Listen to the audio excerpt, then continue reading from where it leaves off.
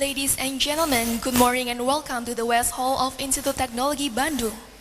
Today on Wednesday, April 12, 2017, we will hold Studium Generale about digital diplomacy with Dr. Trevor Matheson, the Ambassador of New Zealand for Indonesia, as a speaker. This Studium Generale is a part of Studium Generale KU-4078.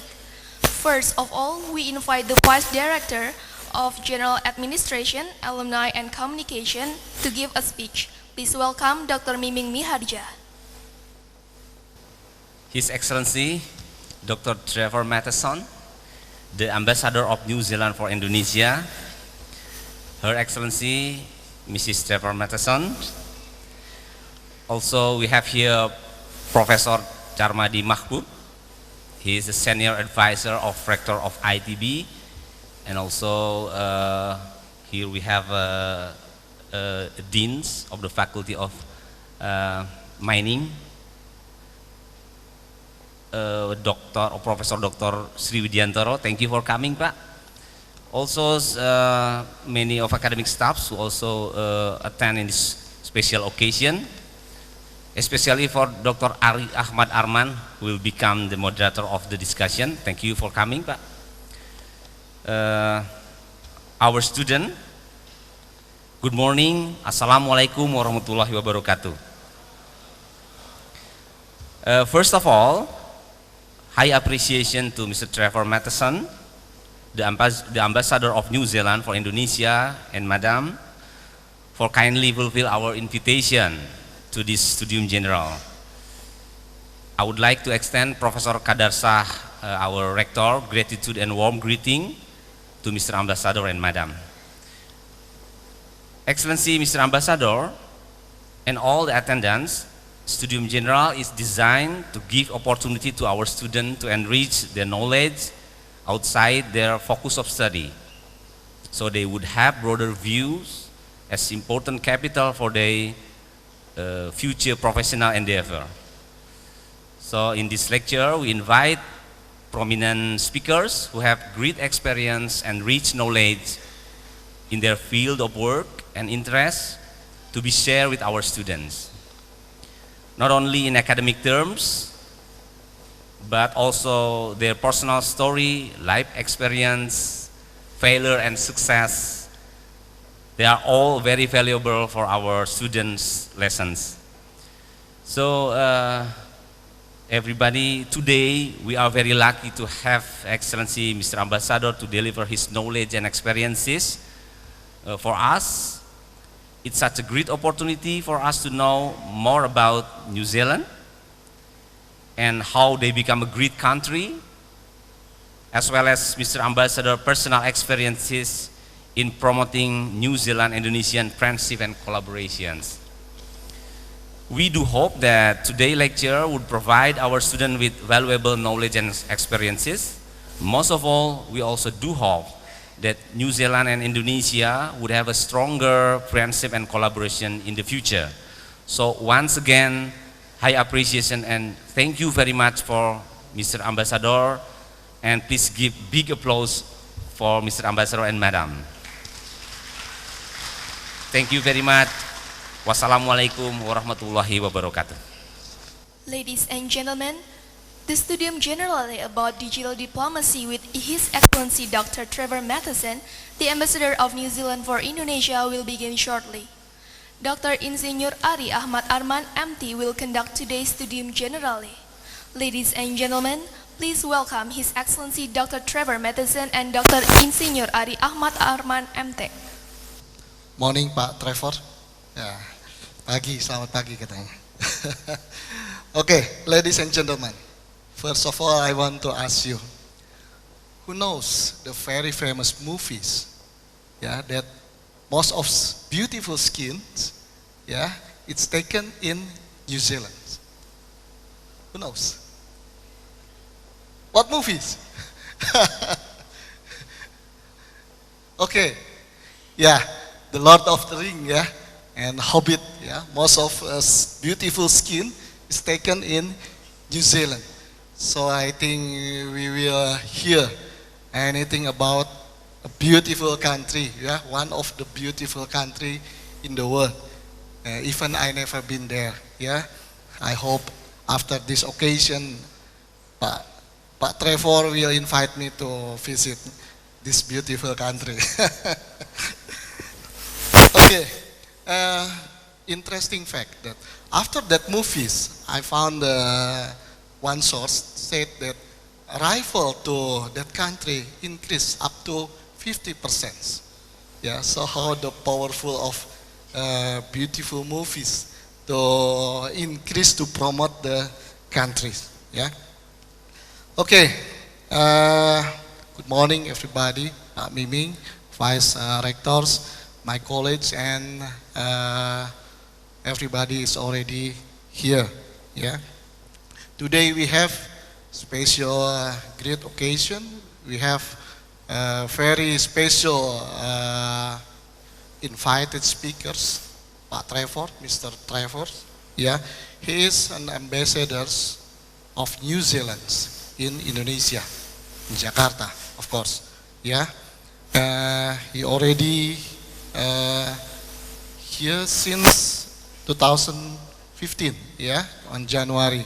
So almost around 2 years already in Indonesia. And Indonesia and New Zealand have a long story of relationships. Yeah, the diplomacy relationships already around 60 years. Yeah, between Indonesia and New Zealand. Yeah. Before we start, I want to introduce him to all of you. Yeah, I already collect the track record CV of him, and very interesting. Yeah, of course, it's impossible to read all of the. Yeah, I want to read the brief of his track record in his diplomatic careers. Yeah, first, he is social science graduate from University of Waikato, New Zealand, yeah, and get PhD in human geography from Australian National University in Canberra. So there is no formal in diplomacy or something related to the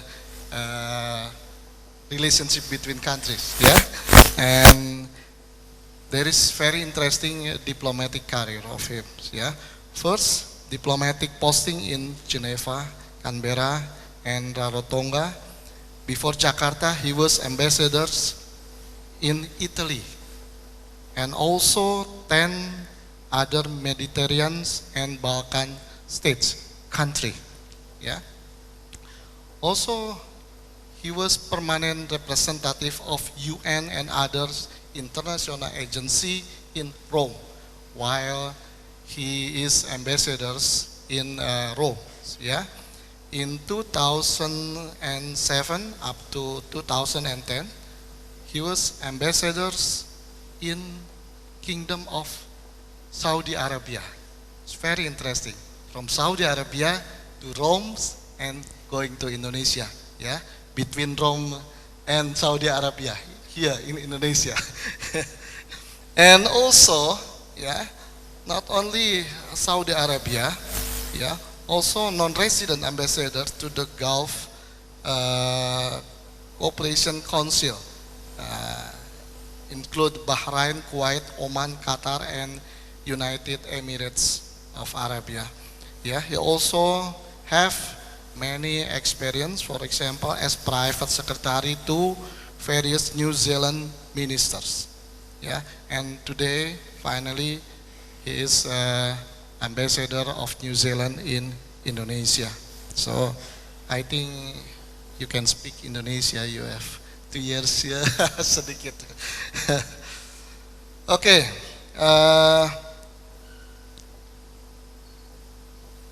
The topics that want to share with all of us is something interesting.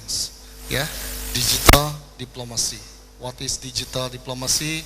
Maybe we can guess. Applying digital technology to any diplomacy activities.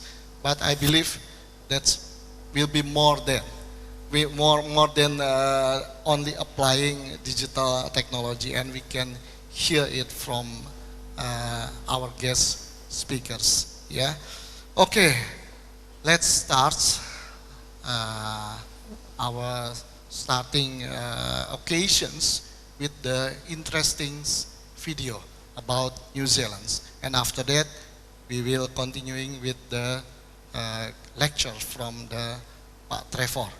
Yeah. Okay. Please play the video.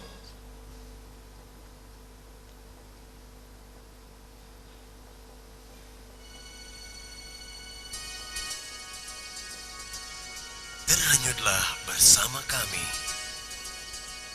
Biarkan kami membawa Anda ke dataran penuh keajaiban. Dengan pesisir keemasan menyapa Anda dan pulau-pulau yang memandu Anda menuju danau yang indah, di mana Anda akan terbuai dengan dongeng mempesona. Ikutlah bersama kami menguak rahasia tersembunyi di balik bukit hijau. Dari negeri yang subur akan kekayaan alam, di mana kendaraan sangatlah mudah dan dekat. Kami akan menerbangkan Anda tinggi, membawa Anda melayang menuju tempat yang melampaui imajinasi. Negeri kami akan memanggil jiwa Anda.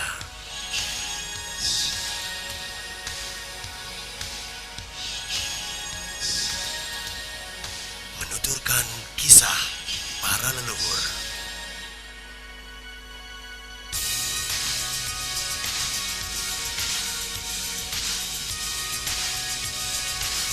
Maka terhanyutlah bersama kami. Biarkan jiwa Anda tersentuh dan menemukan impiannya menjadi nyata di negeri ini.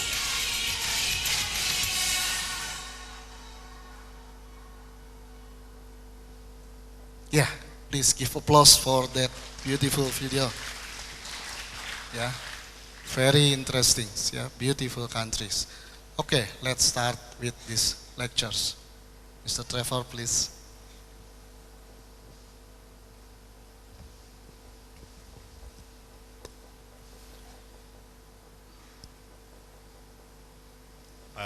Waku Rector Pak Adi, deans, professors, other distinguished guests, ladies and gentlemen, students, it's a great pleasure to be here today. Saya bicara bahasa Maori. Tihe Maori ora, e te atua nau te kororia, te whare e tune, tēnā koe. Te mana whenua o tēnei rohe, tēnā koto. Te hunga mate, ki te hunga mate, haere, haere, haere. Te hunga ora ki a tatou, te hunga ora. Tēnā koto, tēnā koto, tēnā tatou katoa. Bahasa Inggris, let there be light. Glory to the Lord above, the one God. I greet the house we stand in. I greet the land outside. I greet the local people. I pay tribute to our ancestors, to the dead. I give thanks for those of us living. And I say greetings to you all. Assalamualaikum wa rahmatullahi wa barakatuh. Today, in addressing you, I was thinking of a topic which might be interesting. When you think of diplomats, when you think of foreign affairs, it's actually not a very sexy subject. It's bureaucratic, it's letters, it's diplomatic notes. Actually, most of my nieces and nephews often ask me, as an ambassador, what do you do? What do ambassadors and diplomats do? And I tell them that I represent their interests of New Zealand in the country that I'm accredited to. And those interests cover everything from trade, economic, defense, to social, cultural, and consular practice.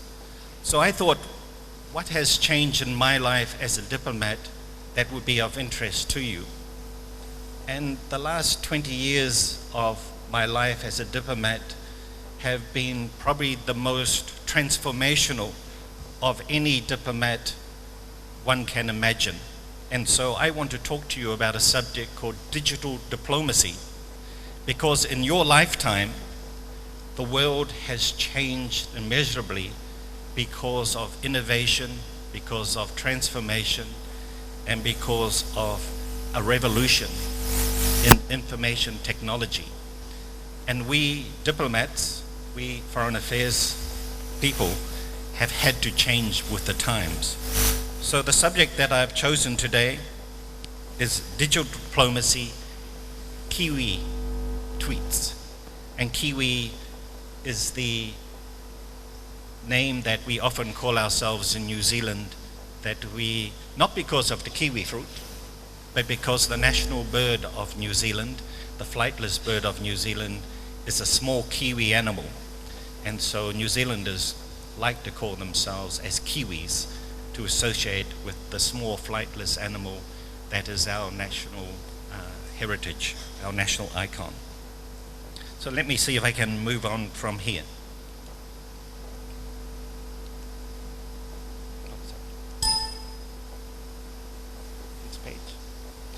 I'm going to talk about 6 issues today. First of all, to define what is digital diplomacy and why do we do it as diplomats. I'm going to talk about this last 20 years, which I like to describe as the age of disruption, the emergence of digital public diplomacy through social media, and the fact, in my view, that diplomats, foreign missions, foreign ministries have to adapt with the changing times or become irrelevant. I'm going to talk about both the opportunities of digital diplomacy and the risks, and there are risks. I'd like to say a little bit about what New Zealand is doing in Indonesia, so as a case study. I'm going to say how is this relevant to the Indonesian Ministry of Foreign Affairs, to Kemlu, and to Indonesia, including ITB. And I'd like to pull it all together in what we regard as a little film about the New Zealand story, which tries to encapsulate all the messages that I'm going to talk to you about. Next slide, please. So what is digital diplomacy? Actually, there's no set definition yet. Some people refer to it as e-diplomacy. Others consider it as a concept which is evolving over time and has yet to really fully be defined. It was first described in the literature in about 2001, and there are 2 schools of thought as to how it evolved. One, that it's a new tool that's now been taken up in the conduct of public diplomacy, and others have said that it's actually already been there, but it's been a subset of public diplomacy for many decades. We just did not recognize it until we had the new technology that's evolved. I think the answer is probably somewhere between those 2 schools of thought. I think we probably did have some notion of digital diplomacy going back many decades, but at the same time, it's only become a tool when social media has now grown and expanded as much as it has, that we simply can't forget or ignore social media as it is. So the key elements of digital diplomacy is that it's got to be focused on the public, on people like yourselves. It's got to be focused on influence and awareness, and it's undertaken through a whole wide range of channels that are now available on social media. An example, not necessarily of digital diplomacy, but of public diplomacy is the photograph here. Most of you would probably recognize the gentleman sitting there, former President of the United States, Barack Obama, and Anthony Bourdain, the famous chef. And Anthony Bourdain, who was filming in Hanoi at the time, asked the president to come and enjoy a beer and a noodle at a noodle house. And that photo encapsulated and got him a great deal of support for his program, for what he was trying to demonstrate about commonality. It's a great example, in this case, of public diplomacy on behalf of Anthony Bourdain and his people. And of course, as an ambassador, I'd love to be able to sit down in a Bandung noodle house with the president and take a photo, President Widodo, and send that around the world. You can imagine what the response would be to that. So that's the sort of image that we as diplomats are trying to get. And why are we trying to do that?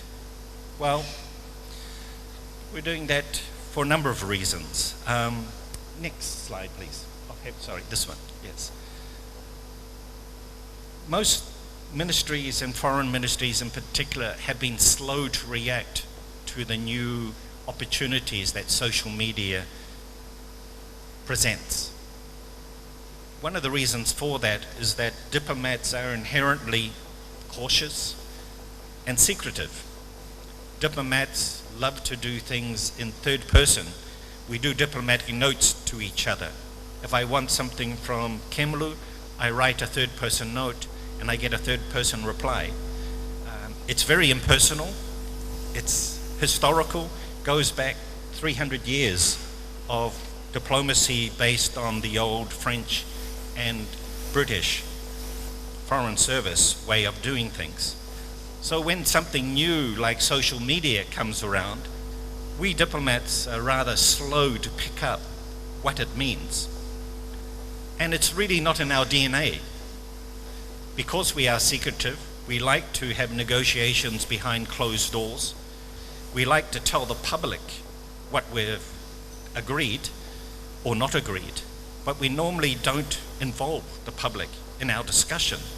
So when social media comes around, it creates a whole new challenge for us. How do we react in a world where social media is all pervasive? And there's also a generational and technological gap. Young and younger diplomats are more likely to pick up on digital diplomacy, and IT savvy graduates and diplomats will also be prepared to pick it up. But most of our ministries are managed and run by more senior, elderly diplomats, and in many cases, they're more reluctant to move with the times. So there is a generational and technological gap that's there. So what is actually digital diplomacy all about? Next slide, please. It's linked to a concept that a professor at Harvard University developed, Joseph Nye, called soft power. Digital diplomacy is trying to get your message across in a subliminal way, in a way which gets you to support, promote, accept certain ideas, but to do it in a soft manner. We call that soft power. It's the opposite of trying to do hard power diplomacy, which is by coercion, using force, giving funds, tying them to a particular country or aid, or using other means of persuasion to get a country to follow one's policies.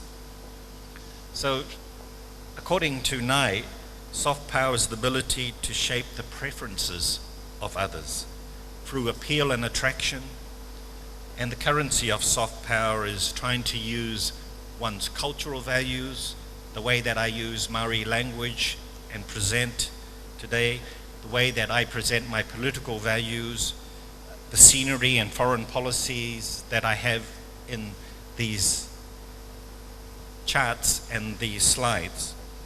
It's to try to present you a story which you are attracted to, which you support and you can understand yourself. And it's done in a very soft manner. It's not in your face. It's about trying to educate you, trying to get you to see my perspective from a New Zealand perspective and as an ambassador of New Zealand perspective. Some foreign ministries, particularly in the US and the UK, are very leaders of soft power and digital diplomacy because they've spent a lot more money in this space than other countries. Indonesia is quickly trying to follow up. I participated in a seminar last year with Kemlu, and they recognize that they have not invested a lot in digital diplomacy. Many of their embassies overseas don't have really up-to-date websites. Many ambassadors are not given the right to use a embassy Google page, or to do tweeting, or to use Instagram or Snapchat or other areas. Other countries, other foreign ministries are more adept at doing that. New Zealand, we started using digital diplomacy about 10 years ago. We've seen the advantage of digital diplomacy, and we're spending a large part of our budget on digital diplomacy, especially for small countries. A small country like New Zealand, which only has a population of 4.6 to 4.7 million people, we don't have a big voice around the world. So we need something like digital diplomacy to go to a much wider audience, to explain to people what is New Zealand all about. Why is a country like New Zealand so good at doing Lord of the Rings, doing The Hobbit, is now doing Avatar 2? It's spending money in trying to develop technologies and its young population to be leaders in the world. That's what digital diplomacy really means for us. So let's move now to the next slide. And why is it that we are moving into digital diplomacy? I started off by saying the last 2 decades have been what many people believe an age of disruption. Every new innovation in the IT sector is a new disruptor, and it's continuing apace. We look back and we can see that as way back in 1995, eBay appeared in the United States, followed by Netflix, Google, 1998. You know, this is in practically only the last 2 decades. I think some of you may have just been born by then. Some of you may be still at primary school. But you've been brought up in a total age of disruption with amazing revolution in IT space that's taken place. By the early part of this millennium, we saw Skype develop in 2003, followed by Facebook, which has now become the biggest internet platform anywhere in the world that people are using. YouTube has followed. Twitter, 2006. I put in Nintendo Wii because in parts of Asia they use Nintendo Wii as a vehicle for many of the other elements. Gmail, Hulu, iPhone, Instagram, Snapchat, and of course many, many others that have come in since then. I'm thinking of Line out of Japan, which is now very popular in Asia, and many other activities, particularly coming out of China. And I'll talk about a bit later. But what do I are we interested in this age of disruption? Next. It's because we're having to respond as diplomats to the social media. Prior to social media becoming common, most of you would know very little of what a diplomat does or what the news was anywhere around the world. And in many cases, governments, ministries, administrations would control the news and the information you received. That can't be done anymore unless you close down the total internet and social media. Social media now is so pervasive that the news is being told as we sit here. And so some of you might have been watching television last night, hearing about the gentleman who was taken off a United Airlines flight. Within 5 minutes of that incident happening, there were, I think, at least 12 videos on YouTube. There were other photos on Instagram. There were information going out to every news channel around the world. So nowadays, the information is absolutely instant. And as we've seen this age of disruption develop, we've seen these completely new corporations evolve and become as big or even bigger than nation states. I've just mentioned a few. In my lifetime, in the last 10 years, to see the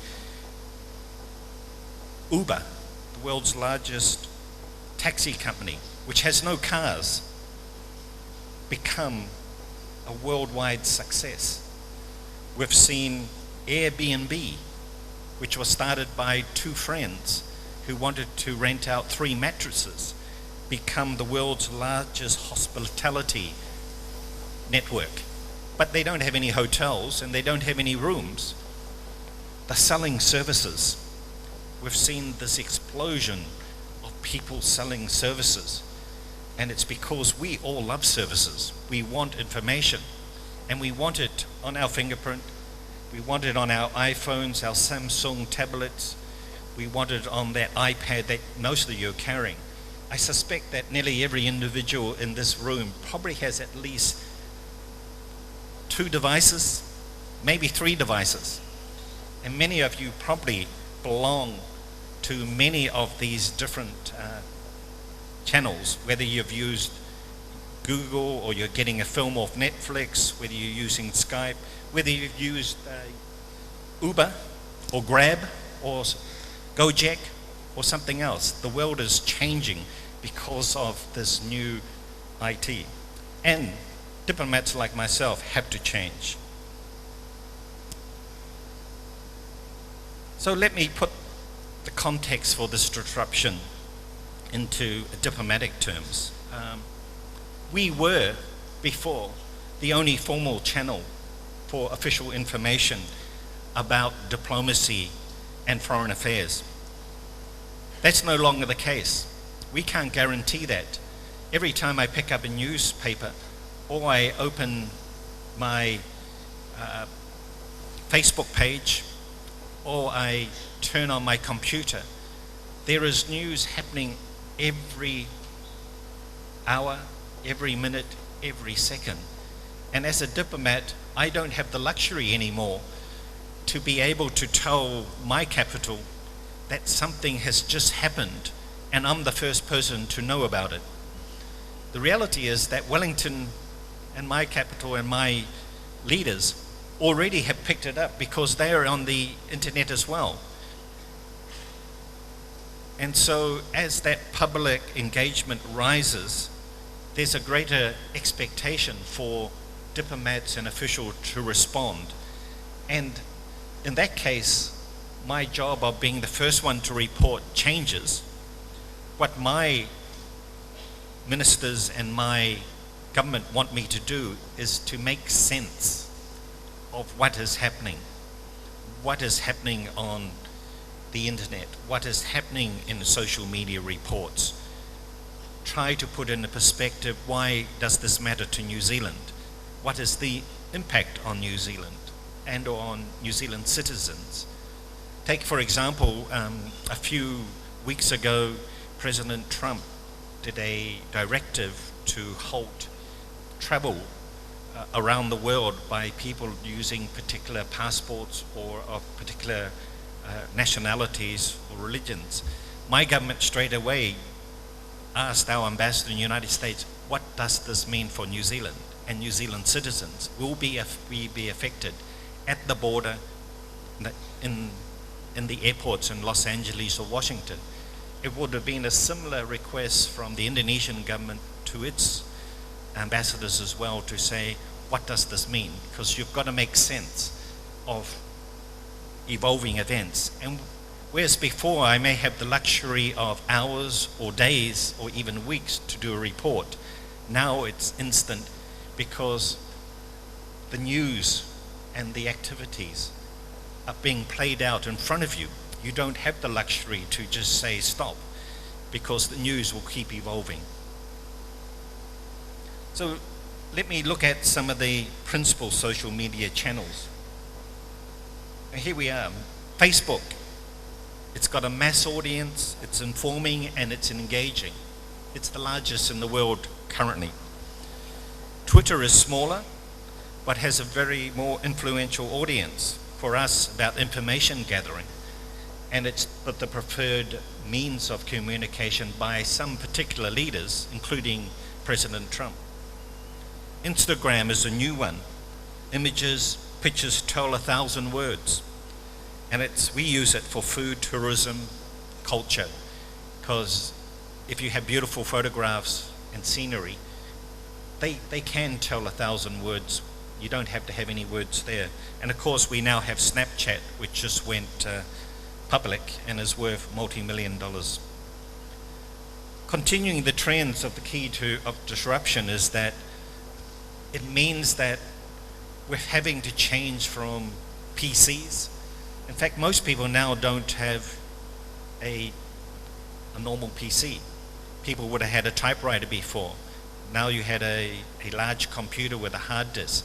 Everything's miniaturized, everything's been able to be mobile, so you can take your news and your social media with you wherever you go around the world. So people have moved to mobile. People have moved to video. People are wanting to take video snaps all the time and send that instantly out to their friends, to others. People are moving to messaging, whether it's just texting or using WhatsApp or any other platforms they've got. The reality is constantly evolving. We don't know what's going to come next year or even the year after that. It's exciting, but it's also challenging not to know where we are evolving. And in my sense, most of my top IT people say that everything's going to move more to verbal control. So you just speak. You don't even use your fingers anymore, but all your controls be by voice once they develop that technology. Just two important things, I think, from my profession as a diplomat, that digital diplomacy is a tool that will help me do my job better, but it can't replace traditional diplomacy. I can use it to support and leverage issues, but it doesn't replace the fact that face-to-face discussion, face-to-face meetings with ministers, a face-to-face call on the President Widodo is far more important for diplomacy and getting outcomes than using digital diplomacy. And also, public diplomacy has not replaced the traditional art of private diplomacy, of having contacts, of links, of ensuring that a good diplomat would have contacts in every political party, in every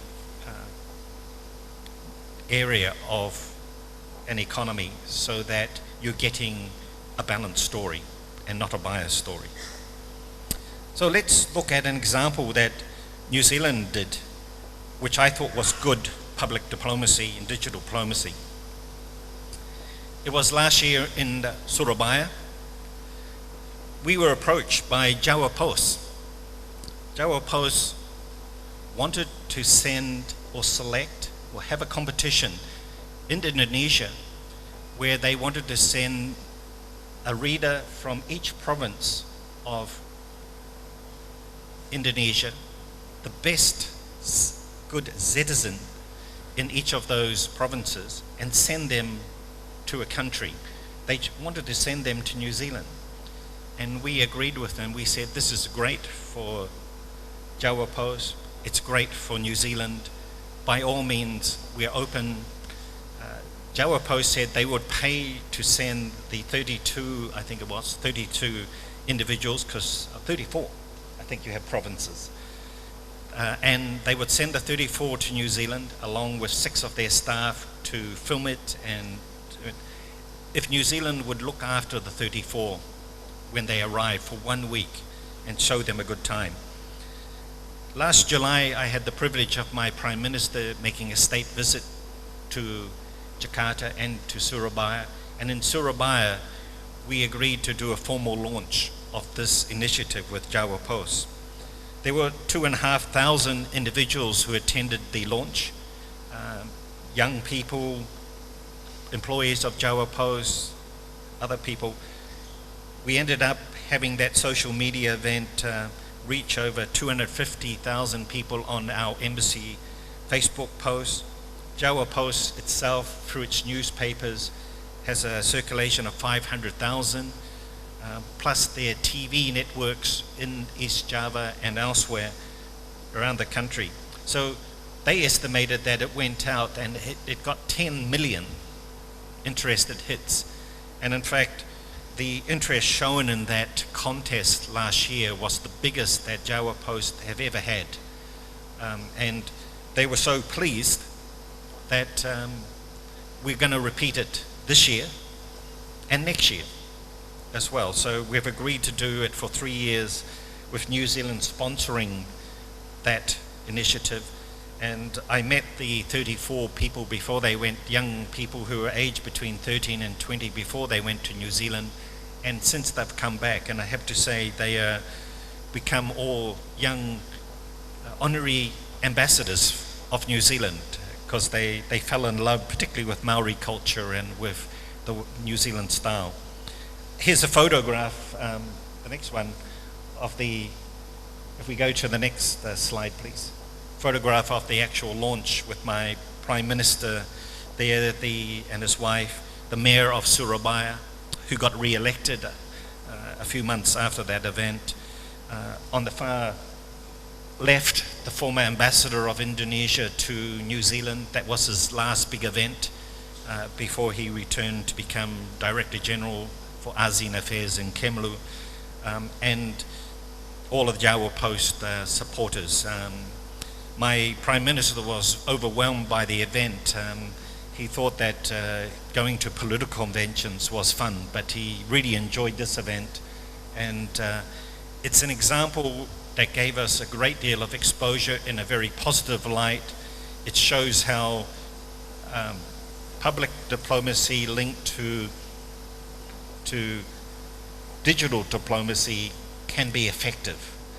So this was a success. We haven't always had successes, but this was a great success. So let's look at then the opportunities for digital diplomacy. As I said, we've used visits like a state visit of my Prime Minister as an opportunity to showcase digital diplomacy. What can we actually get out of opportunities? Well, one, we're broadcasting and informing. One of the things that we found out about Indonesians' views of New Zealand is that most Indonesians actually don't know much about New Zealand. You know that we're a small population. You know that we have a beautiful country. You know that we make wonderful films. You know that we have a great environment which showcases on Lord of the Rings and The Hobbit and Avatar and a whole range of other films. But apart from that, some of you probably know that we like rugby. We have the world champion All Blacks rugby team. And you know that we have also Maori culture, and you know that we have a lot of sheep. But apart from that, you actually don't know much about New Zealand.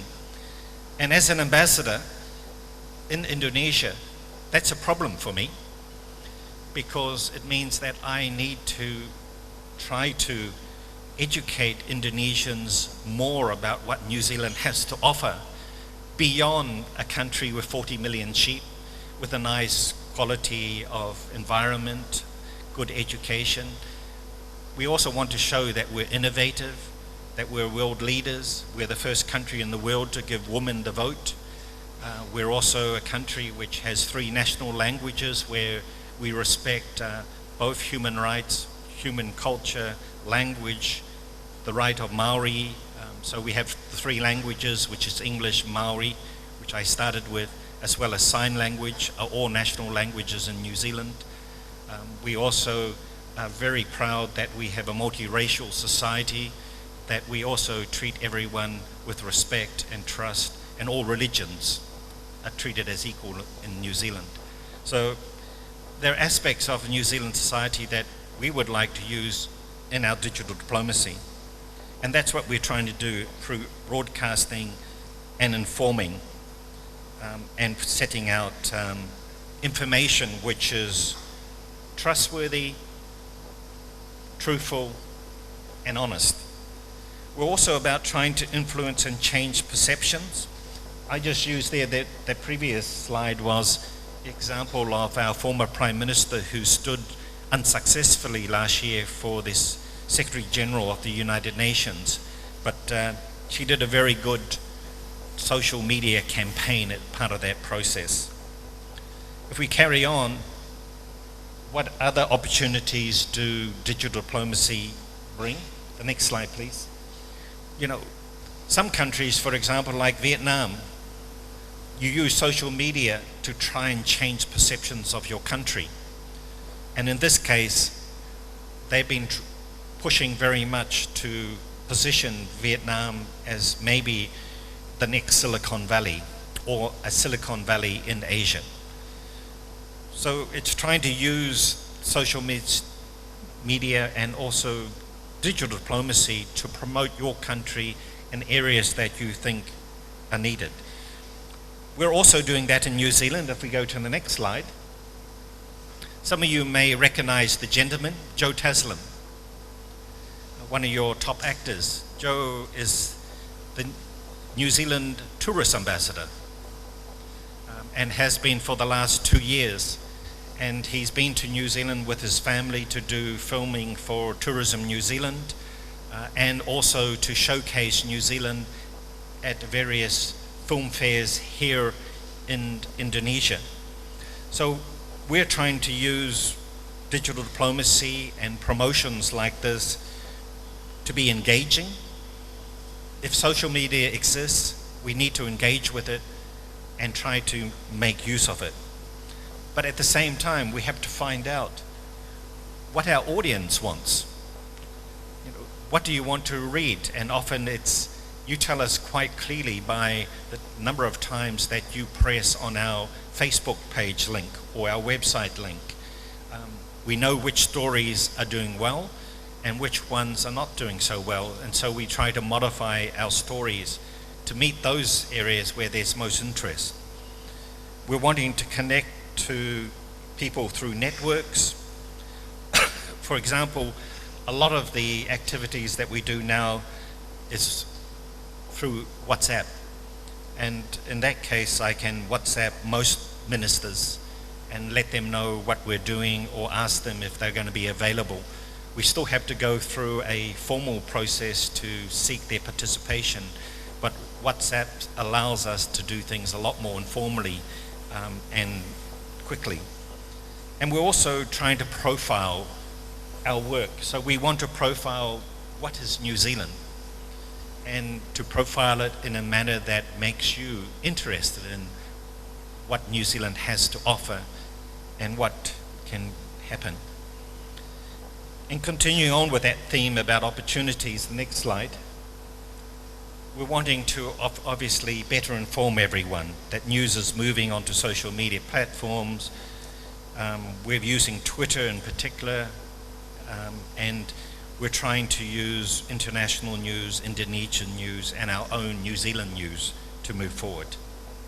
If we move to the next slide, and some of the benefits of digital diplomacy. I don't know if you'll identify the photograph, but it's the mayor of Bandung on a bike in Auckland City on one of the cycleways. In this case, the mayor of Bandung, Paamil, is the Prime Minister of New Zealand's fellow for New Zealand, and he accepted an invitation to visit New Zealand last year, to travel around New Zealand and to exchange views on how he's trying to develop Bandung as a smart city, an intelligent city, a resilient city, with equivalent cities in New Zealand. And part of that cost, part of the reason why we're using people like Paamil and this approach is because it's in a cost-efficient way of conveying our messages to an audience.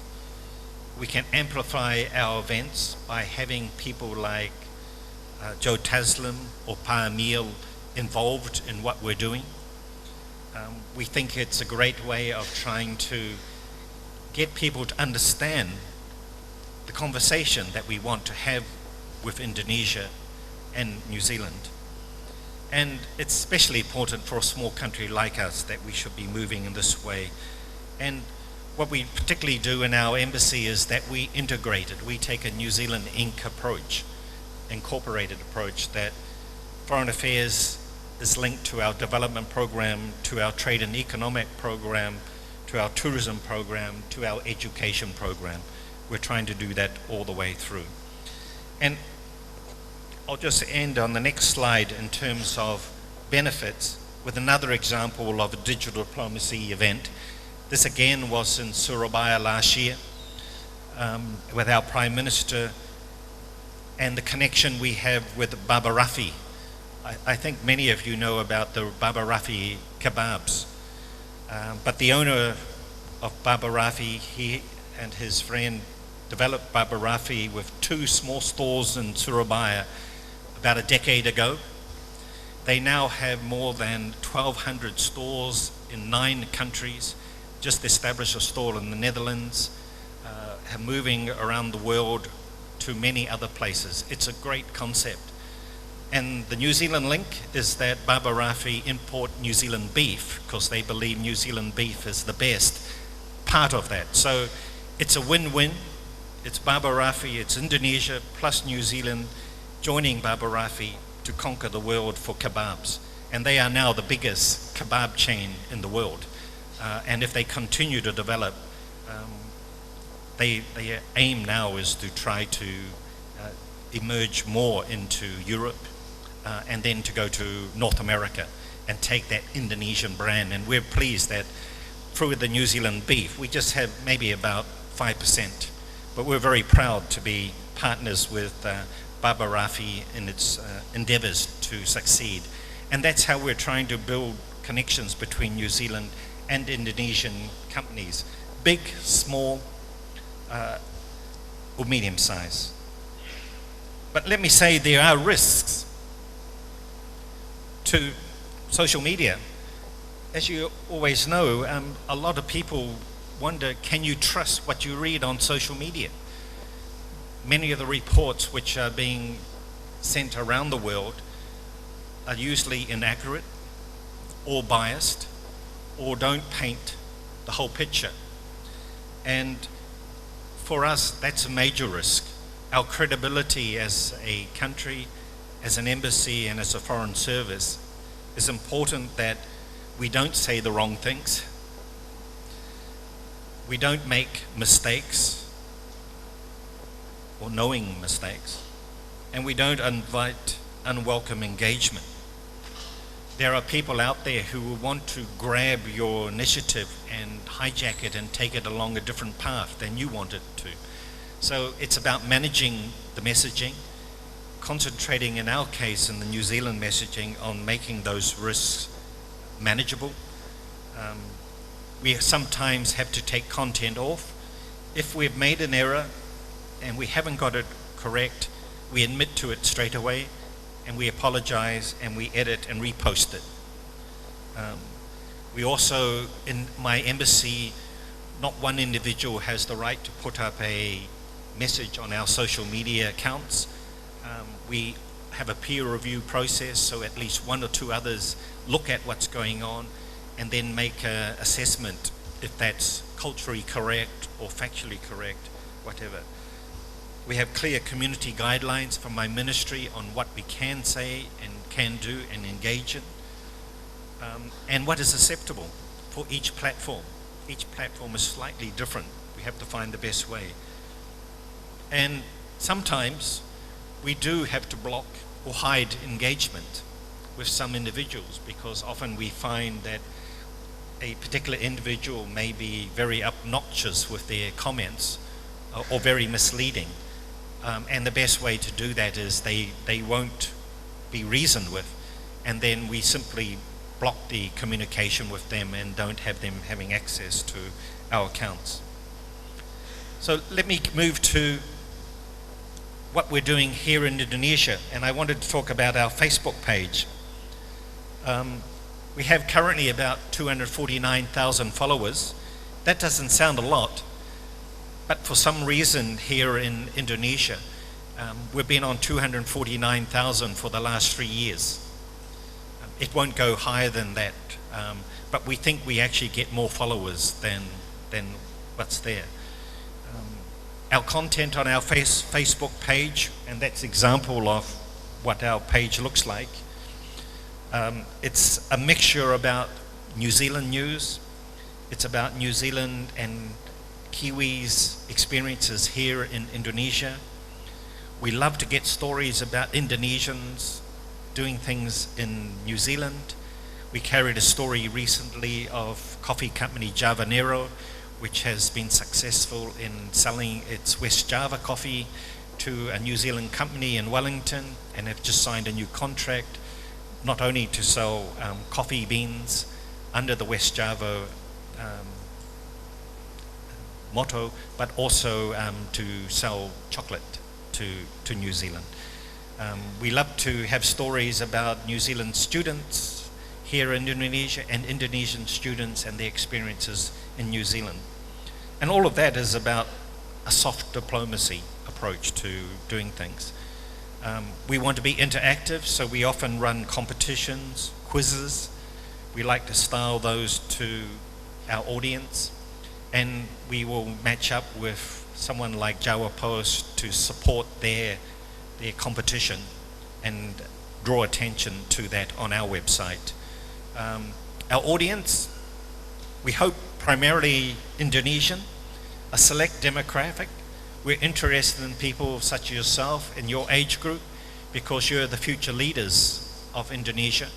And we also think that you may have an appetite to travel and to look to study overseas once you have finished your studies here at ITB. And we'd like those people to consider New Zealand as a destination. We're also about management. All of my staff contribute to make certain that we have a rich content in our approach to content, and we also measure the quality of our feedback from those things. It's important to do that. So for us, Facebook is about getting your attention. It's about getting your, as soon as you look at our Facebook page or something, we hope that you want to come back.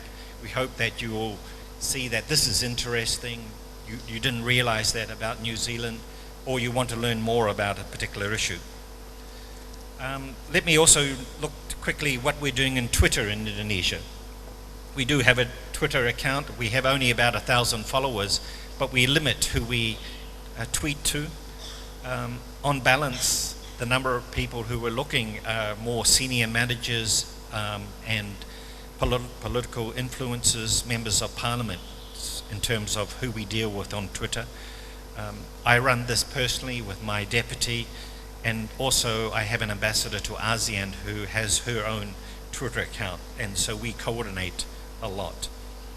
If we go to the next slide, we're also looking primarily at what we call New Zealand facing. People who want to interact with New Zealand is what we're aiming our Twitter account for, and best to aggregate and stay across news cycles. This is a photograph. Some of you may think it's a photograph of a volcano in Indonesia, but it's New Zealand also has numerous volcanoes, and one thing you get to know is most of the volcanoes look very similar, and we have very active volcanoes and a strong geothermal imprint in New Zealand. We're also looking next to Instagram is the next platform that we're looking at. I had hoped that we would have set that up by the end of last year. We've been rolling it out in our embassies in Asia. Hanoi was the latest embassy for us. Jakarta will be the next cab up the rack. I'm also looking at many other new apps. Snapchat is one we're looking at. MySpace. There's Vimeo for videos. There's Pinterest. There's all the Chinese-based platforms, Alibaba, Taobao, Tencent, Baidu. There's so many that by the time I finish this speech, there's probably another one being developed somewhere, such as the evolving nature and speed of information. But if we were going to put photographs on Instagram, these are the sort of photographs we would look at from New Zealand perspective. Lord of the Rings country, the South Island of New Zealand with our Southern Alps. Our mountains are higher than the Alps in Europe. Usually snow-capped throughout the whole period. Beautiful scenery, wild scenery, blue. So it gives you an image of the natural wonder of New Zealand. Next photograph. Instagram, Maori culture. We're extremely proud of the fact that New Zealand is a multiracial society, that we very much love Maori as part of our traditions. Now our sports team do the Maori haka chant as part of their competitions. We've seen a great revival in Maori language since it's become a national language, and in fact Maori is becoming compulsory in all New Zealand schools for people to develop another language. But culture is important. Another one is film and romance. This is Hobbiton. It just looks like this in the real sense. It's in a small part of the Waikato area where this is at night time with the lights, and I must admit when you walk around there you think that the hobbits will come out of the mountain and open the doors. But using film is a great way to try to show something about your society. And I know Indonesia has a great tradition of films. It's just waiting to get that truly international feature which will make Indonesia important. And in fact now that New Zealand is the #1 destination in the world for people who want to go and see history of film making, because they've seen The Hobbit, they've seen The Lord of the Rings, they've seen The Last Samurai, for example. Most people think it was filmed in Japan. It was filmed in Taranaki in New Zealand.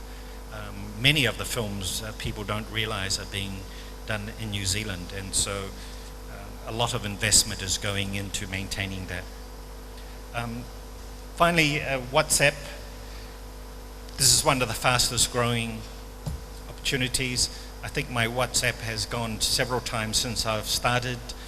If I wanted to talk to Pa Emil or to Minister Wiranto or to Pa Luhut, it's simply through WhatsApp that we have that personal connection to develop that link. And that's important for an ambassador, to be able to have that personal link to be able to speak to people. Very quickly, let me look in context of the workload. It does take an effort to do a digital diplomacy program.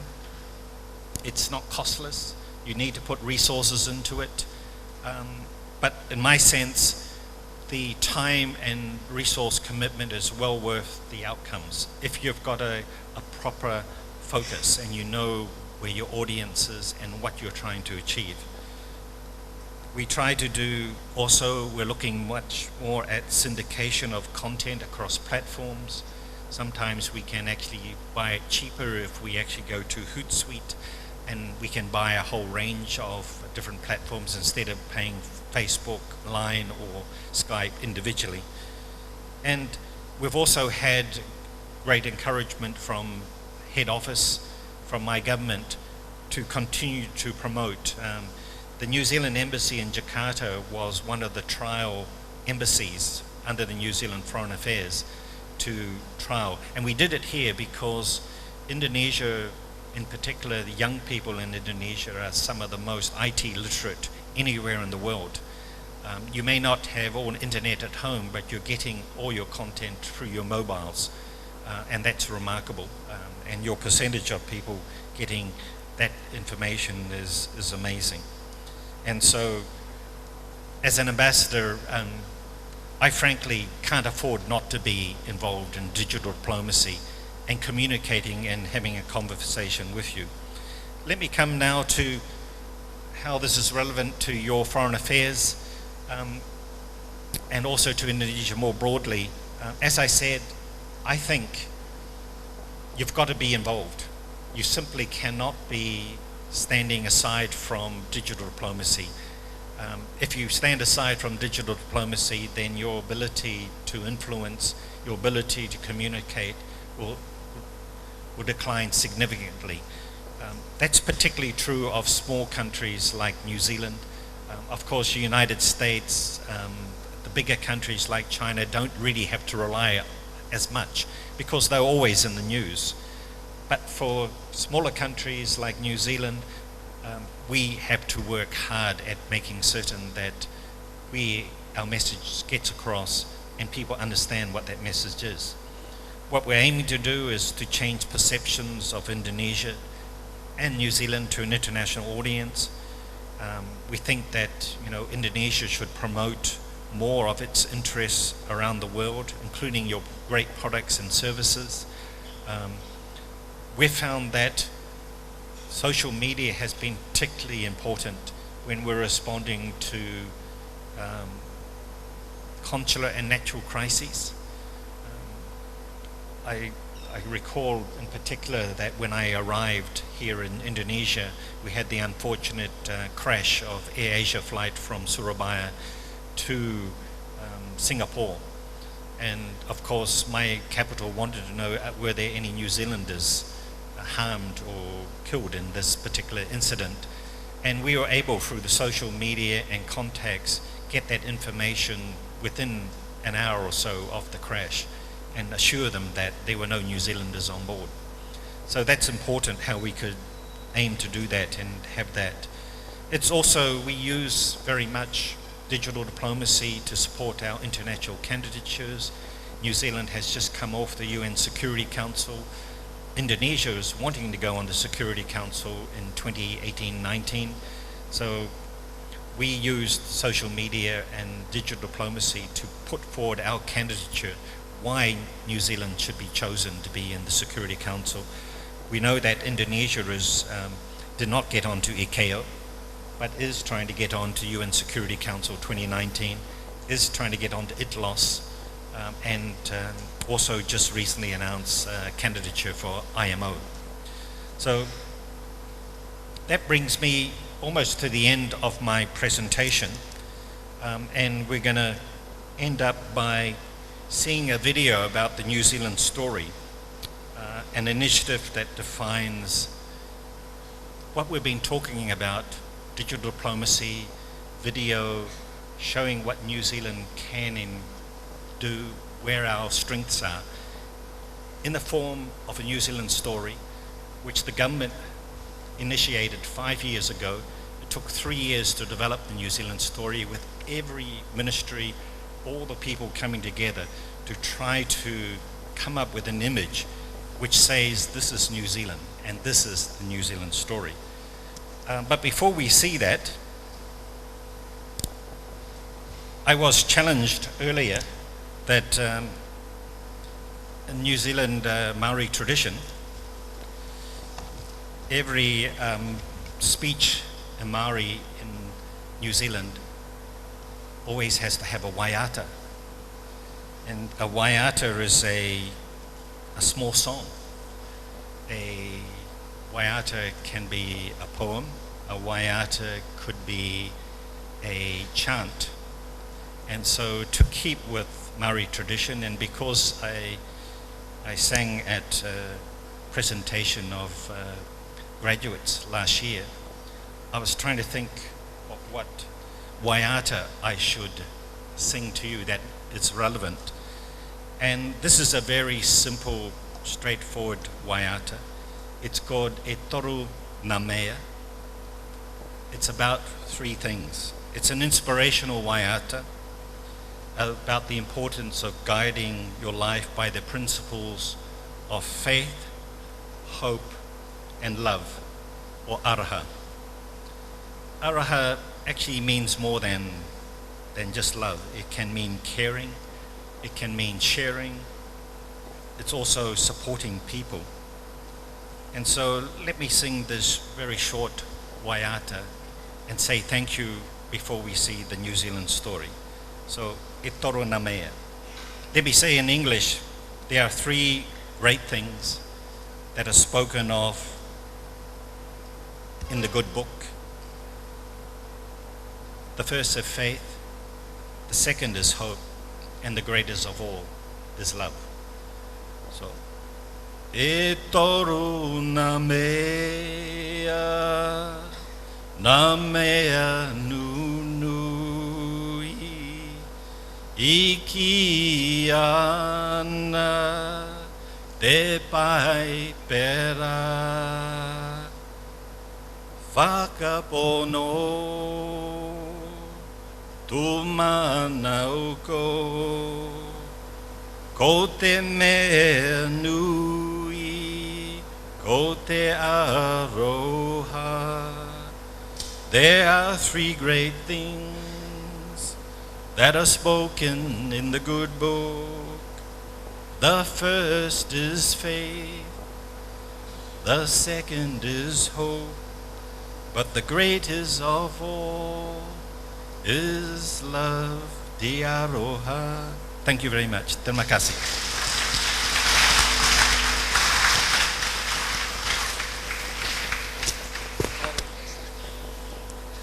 Thank you, very interesting.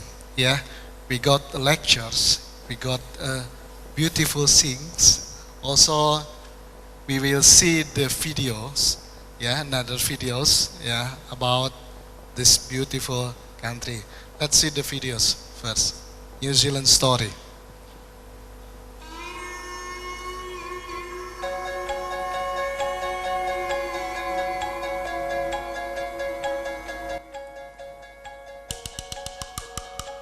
Welcome to the country of open spaces.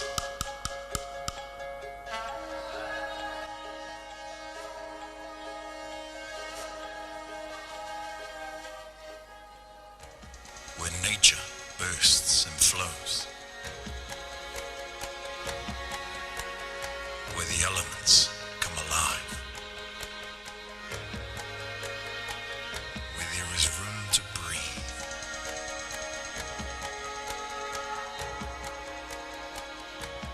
Places to find.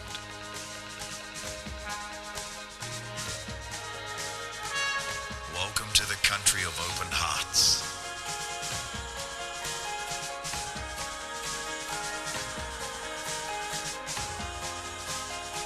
Where care for the land and people is genuine.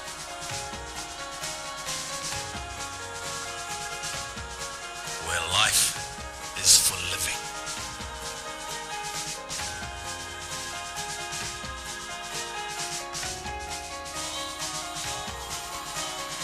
Time spent together is never time wasted.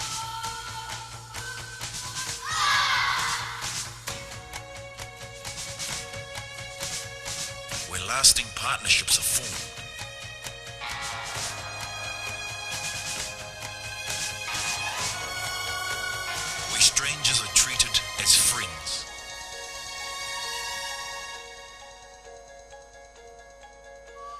and memories are treasured forever.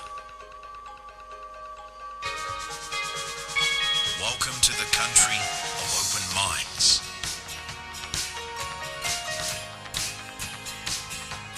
Where learning is embraced and opinions valued. Where freshness is championed and quality prized for the world to enjoy. Where nature inspires incredible thinking.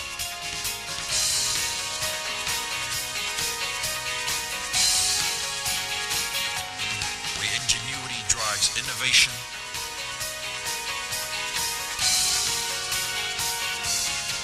And productivity.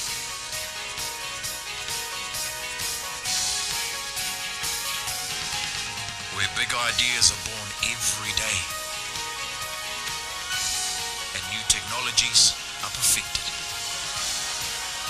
Where the impossible becomes real.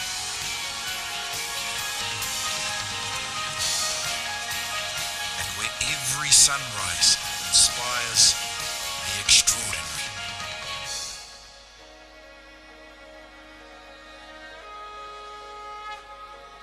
Welcome to the country of open spaces, open hearts, and open minds. Together, we can do amazing things. Please give applause for this beautiful country. Okay.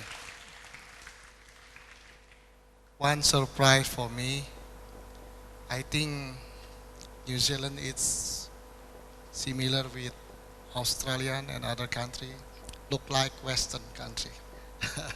But I see its difference. Yeah.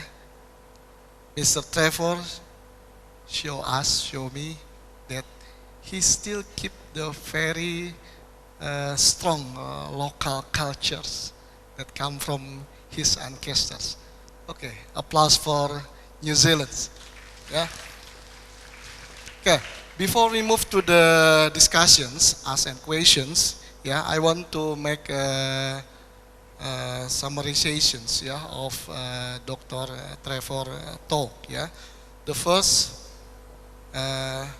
by growing of ICT, there is opportunities to do to happens, yeah, disruptions in any sectors, yeah, and of course, diplomacy is included in these sectors. ICT can be applied in many activities related to diplomacy, yeah. Okay, it's the first thing. I note the keywords is public influence up to changing the perceptions by digital technology and awareness. Also, wide range of channels. Yeah, you can use any channel based on ICT to do anything. Yeah. And also, it's related to the shifting to the soft power, ability to shape the preference. Yeah. The third thing is the benefit of digital diplomacy. It's cost effective and can be amplified even of our activities, and great way to understanding of conversations. The fourth things is digital diplomacy cannot replace totally the traditional diplomacy, yeah, especially for private diplomacy, yeah, and still to think it's important, I think. Beside the benefit, there is a risk, yeah, of digital diplomacy. One of the thing is the security aspects of digital diplomacy, and finally, digital diplomacy also can be applied in many countries. Even New Zealand, I think it's mentioned why it's important for New Zealand, because it's very cost effective, one of the things. Yeah. But for a complex country like Indonesia, it also can be applied. Yeah, that's my summarization for the lectures. Yeah, and let's move to the next sessions. Yeah, I will open 2 sessions for questions. Yeah, each sessions I invite 3 persons to ask a questions, but due to limitation of time, please only ask 1 question for 1 person. Yeah, so we will start for the first sessions. I will invite 3 persons from the left side, middle side, and the right side. You can raise your hand if you want to ask questions. Okay, 1, 2, sorry, yeah, you. And from the right side? Okay, no questions, so it's possible. 2 of you, the one who use eyes, you can ask your questions also. So the first one from the left side, you can use the microphones to ask your questions. Someone in the middle here, yeah, around here, yeah, you can go to the front or here, okay, yeah. Please mention your names and where you are come from. Sorry, you first. Yeah, okay, you first, and clearly your questions. Yeah. Okay. First of all, let me introduce myself. My name is Andres Sugeng from the Mathematics Department of Faculty of Science and Mathematics. Alright, selamat pagi Pak. Okay, my first question, and of course only question is, what is by far, as your experience as a diplomat, is the most effective way to attract, or I mean to engage people to visit the New Zealand, or maybe not only to visit, but also to invest in New Zealand. So basically to generate more income for the New Zealand. So what is the most, and by far, the most engaging or the most attractive way to do that? Okay, thank you. Your question is related to digital technology? Of course, yes. It's about the methods in digital technology. Okay, thank you. Okay, next. Okay, you. Okay. Good afternoon, Your Excellency, Mr. Trevor. Actually, my question is out of topic. It's about the culture of New Zealand.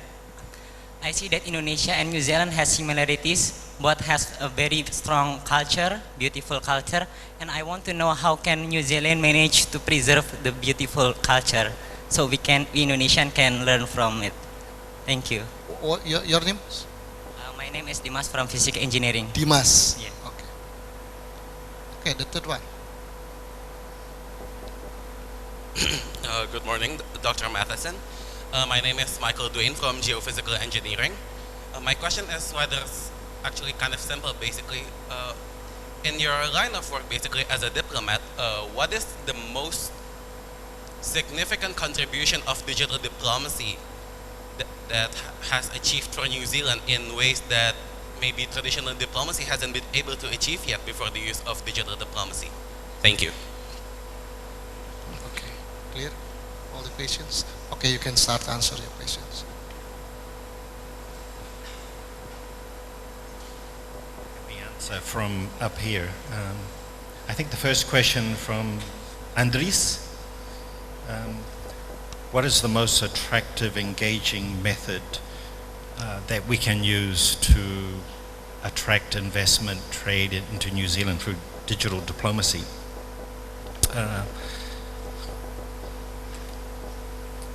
My own experience has told me that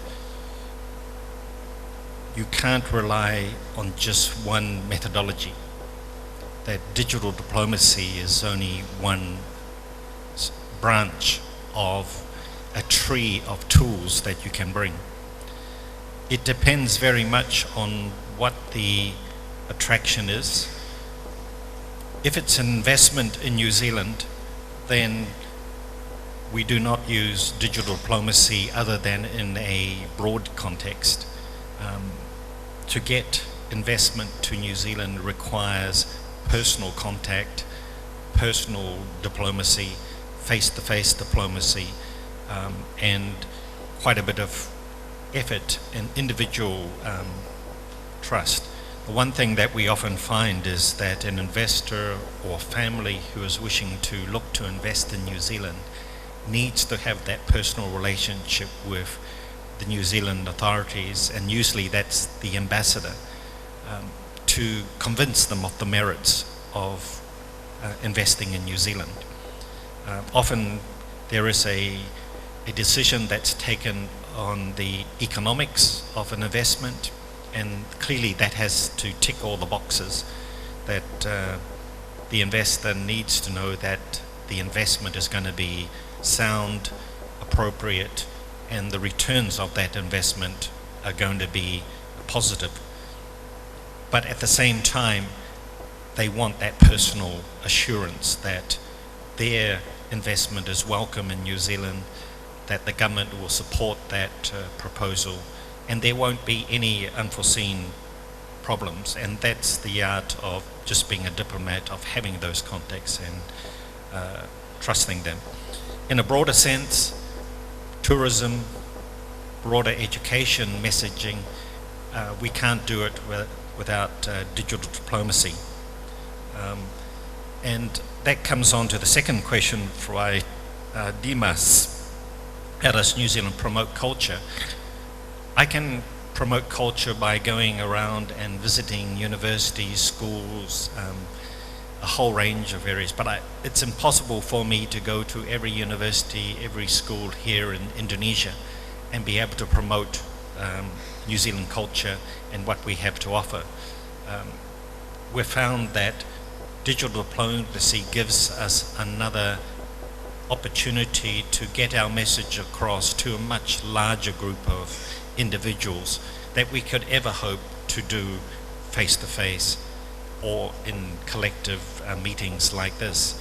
This would have been the traditional approach that we would have until the social media revolution. But we've had to adapt, that we know that we have to have our messaging. We will take some photographs from this event and we will put it on our websites as well and our Facebook page, and we will tweet out some messaging about this event and how lovely it's been. But it's all about that. And yes, we're proud of the New Zealand culture.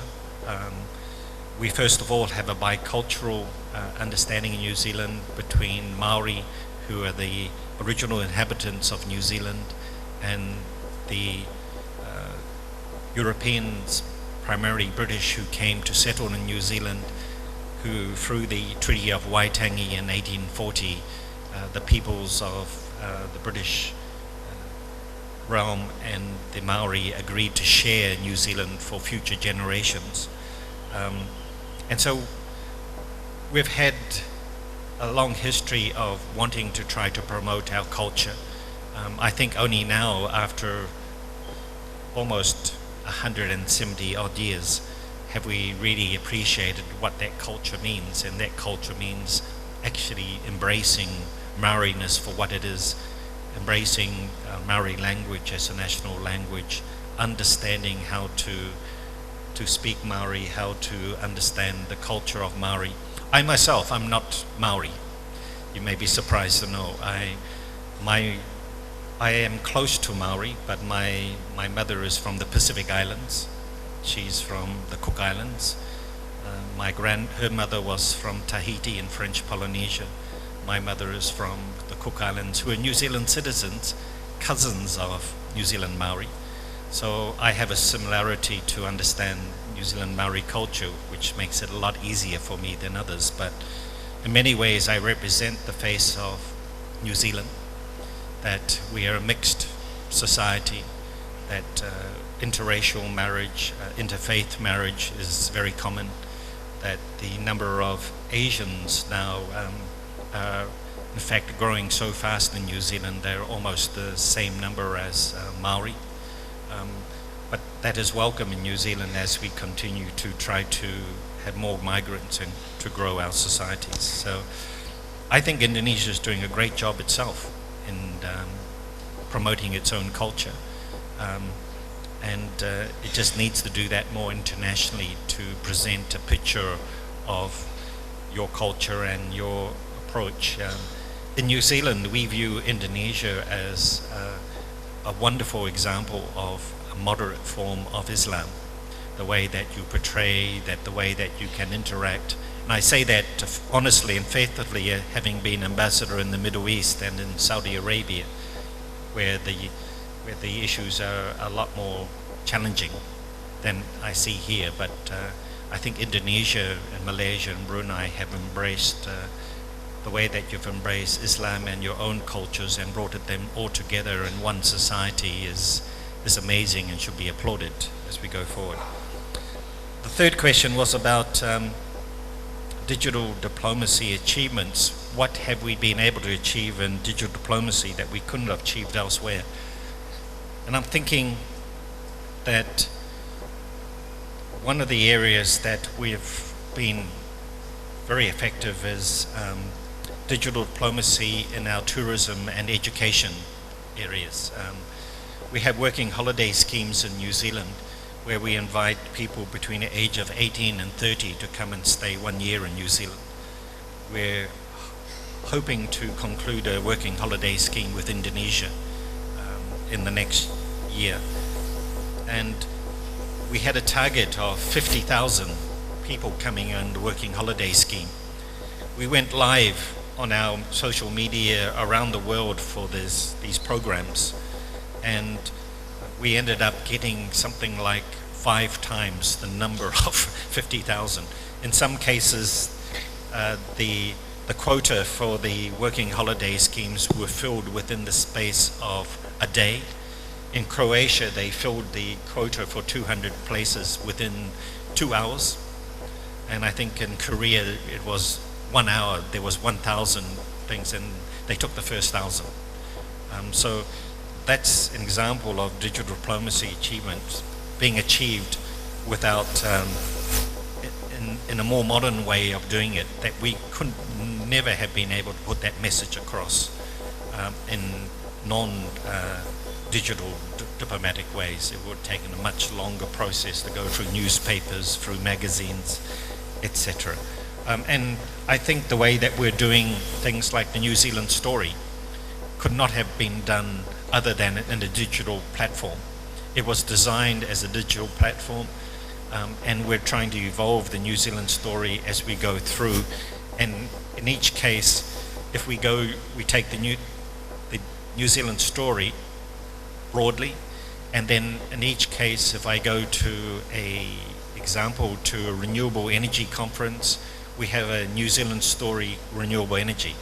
We have a New Zealand story culture. We have a New Zealand story sport, a New Zealand story innovation and technology. So we take the same stem and then we try to develop it more specifically for each of those different achievements. And we could not have done New Zealand story without a digital diplomacy platform. So thank you. Okay, thank you. Let's start with the second session for asking and questions. Yeah, I invite 3 persons to ask questions. Please raise your hand if you want to ask questions.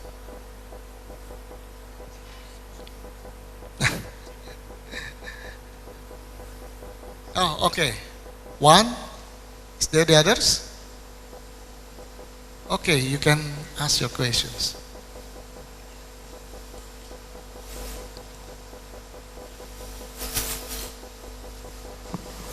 Hello, my name is Novia. I'm from microbiology.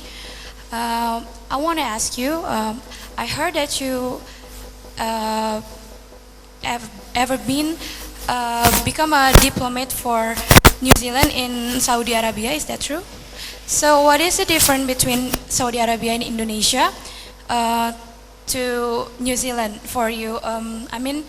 What is the difference you feel that you become a diplomat in Saudi Arabia and in Indonesia. Thank you. Yes, I've had the privilege of being a diplomat in many countries. I've been in the Pacific Islands, in Australia, in Switzerland, and I appreciate that many of the students are leaving because there's a special classes starting 10:45. It's always a privilege to represent your country in different settings, and I was very pleased to be chosen to be ambassador in Saudi Arabia for 3 years, over 3 years. It was my first time to be an ambassador in a Muslim country, and of course to be ambassador effectively in the home of Islam was fantastic. Unfortunately, because I'm not a Muslim, I wasn't able to visit the holy cities. Only people of the faith are able to do so. But to be close to there, to see the border where you would go to Mecca, they would allow you to go right up to the border, but that would be it. And I found our experience in Saudi Arabia was exceptional. It really was living behind the veil in many ways. I found that Saudi Arabian and other Arab peoples are very similar to New Zealanders. They simply want the best for their own society and their families. They have the same aspirations as any of us. We have almost 6,000 students from the Middle East, including from Saudi Arabia, in New Zealand. I was very fortunate that when I was ambassador there, the then King Abdullah, introduced his Look East policy, and he gave what we call a CASP, King Abdullah Scholarship Program, scholarships to allow Saudi Arabians to go and study in the East, in Australia and New Zealand. And so we went from 700 students to almost 7,000 students in New Zealand, from Saudi Arabia, from Oman, from Bahrain and Kuwait. And New Zealand is one of the few countries in the world that has a visa-free policy with the Gulf countries. So actually Saudis can go to New Zealand freely. They can visit and get a visa on arrival up to 30 days.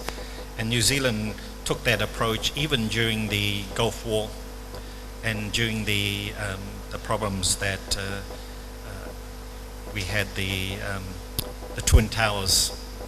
New Zealand has not changed that policy with the Gulf, and it's meant that New Zealand and the Gulf Cooperation Council have very strong and brotherly links together. And all the Saudi students who have been to New Zealand have had very good qualifications and have returned to Saudi Arabia and been very supportive of the growing links between the two. I think my hope is that we can achieve something similar with Indonesia. I'm surprised that Indonesia is New Zealand's closest Asian neighbor. When we travel from New Zealand to Asia, the first Asian country we come across is Indonesia. We believe too that the Maori and Polynesians of the Pacific and New Zealand probably have links, cultural and historical links, to people in Indonesia and to Malaysia and the Philippines. Those links are still trying to be developed, particularly through DNA testing. We do know that there is a gene particularly found only in Maori women that is found in the hill tribes of Taipei. So it suggests that there are some links to that area as well. There are other links between New Zealand and Indonesia that we're surprised by. At one stage, New Zealand could have been part of Indonesia. You might have been surprised. But in 1642, a sailor by the name of Abel Tasman left the shores of Jakarta, or Batavia, and he sailed to try and find the big southern continent that everyone was looking for. He sailed to Mauritius, then south, and then he sailed along I think it's the 42nd parallel, and he came down and he discovered Tasmania, named after himself, Abel Tasman, Tasmania, and then he traveled across the Tasman Sea and discovered New Zealand. Unfortunately for Abel Tasman, he wasn't able to land in New Zealand because the Maori didn't greet him. They attacked him, and they attacked his ship. And so he continued to sail on. And it was only 130 years later that Captain Cook, the British explorer, discovered New Zealand and claimed New Zealand for the British. Otherwise, if Abel Tasman had been able to land in New Zealand, maybe we would have been part of the Dutch Empire, and we may have been part of Indonesia as well. So just a small part of history. Thank you. Thank you. Okay, that's all our lectures today. If you have any other question, you can ask by email, yeah, to Mr. Trevor or to the embassies, and or by visiting Facebook page, yeah. And I hope these lectures can give us benefit, yeah, in small scope for ITB, for all of us, also for good relationship between Indonesia and New Zealand. Okay, again, thank you, Mr. Trevor, for your great thinking and sharing.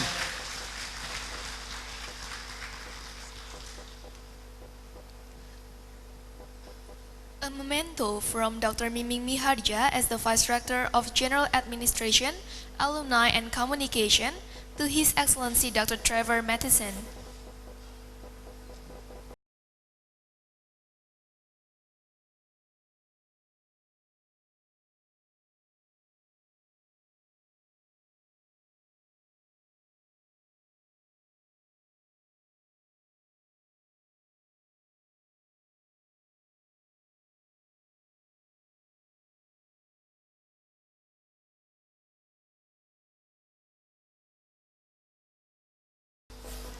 Next, we will have photo session. Honorable guests, please come forward to the stage for photo session.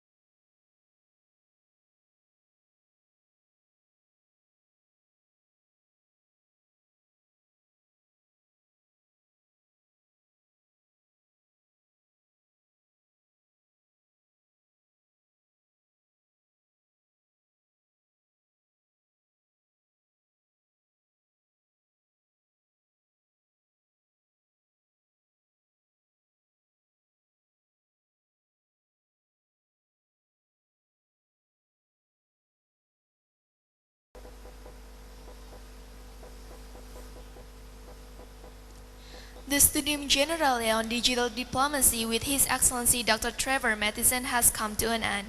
Thank you for your participation and have a good day.